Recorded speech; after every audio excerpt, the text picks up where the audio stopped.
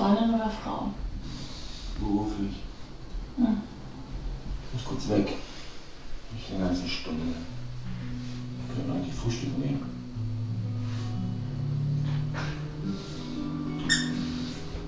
Ich will auch so gerne Zeit mit dir verbringen.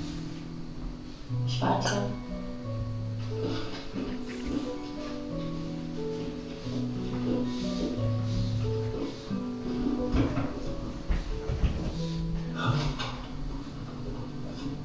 Wie siehst du denn aus?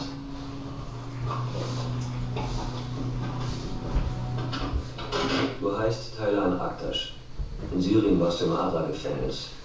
Am Stadtrand von Damaskus, im berüchtigten 5. Block Vergewaltiger.